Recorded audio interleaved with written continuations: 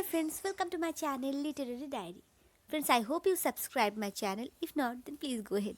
So friends, today's topic is based on the general theories of the film adaptation.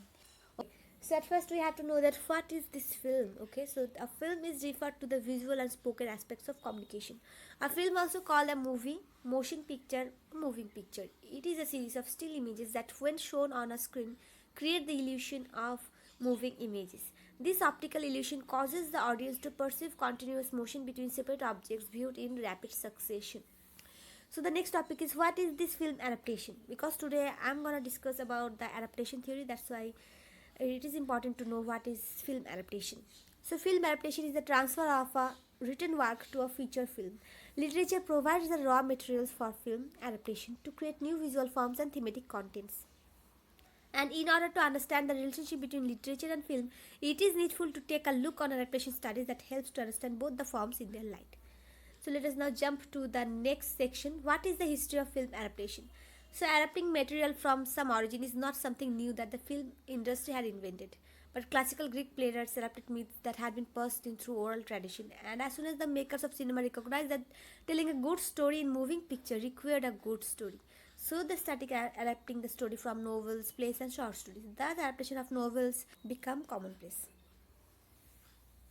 Okay, so the next topic is elements of a good adaptation. So, what are the core elements which is needful to any adaptation?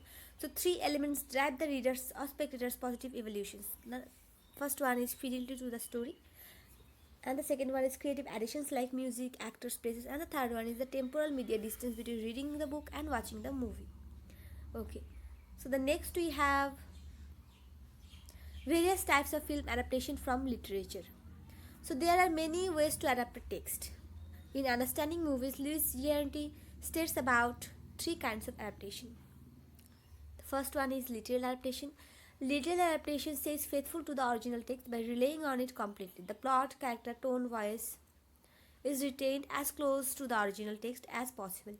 In this type of adaptation, the purpose is to recreate the tone of the literary work in a cinematic form. So the second one is faithful adaptation. Faithful adaptation is a work that tries to maintain the closeness to the original text. Like it is not fully a ditto of the original text, but it tries to maintain the closeness to the original text. Okay. So the next we have loose adaptation. So in this type of adaptation, the films have lightly relied on the source text. Okay. So these are the three kinds of adaptation. Then also Rachel Malchow in Re-Evaluating Fidelity, Film Adaptation in the Language Arts Classroom, discusses varied types of adaptation, such as the display setting, where film retains the original language and flow of the film but makes changes in setting.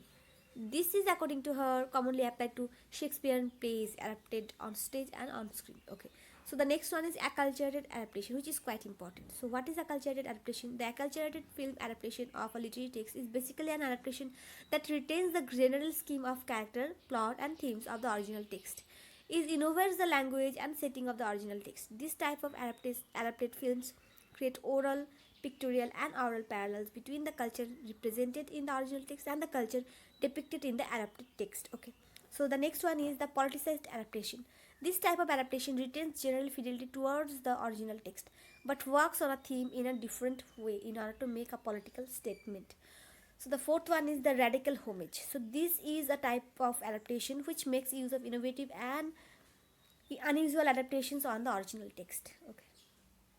So in the book, The Novel and the Cinema, Geoffrey Wagner states about three types of adaptation. The first one is transposition. This is an adaptation where the film is a direct copy of the original text, like the literal adaptation. Okay. So the next one is commentary. In a commentary, the film follows the text but has slightly altered elements. And the third one is analogy. In an analogy, the adaptation is very loosely based on the text, and many come across as a different piece in itself. Okay. So this is the basic concept of Geoffrey Wagner. Okay. So the next we have Dudley Andrews' view on adaptation. So steps in film theory, Dudley Andrews states many categories of adaptation. So the first one is borrowing. In this kind of adaptation, the filmmaker relies on the credibility of the name of the source work and thus adapts it into film. The second one is intersecting. In this kind of adaptation, the filmmaker purposefully tries to refract from the original. Many times, such adaptation leave the viewers dissatisfied. Okay. so the next one is fidelity and transformation. This kind of adaptation allows the filmmaker the freedom of interpretation. It demands that the crux of the original should be retained in the film. In the concepts of film theory, Dudley Andrew points out that this is a different task to adapt. Since most critics believe that the literary and cinematic media are different, and therefore capturing and portraying the spirit of the text is difficult in this sense. Okay, so these are the common theories and the classifications of the film adaptation. So thank you so much friends for watching this video, and if you like this video, please give thousands of likes, write comments, share it to your friends, and don't forget to subscribe. So bye bye, see you in the next session.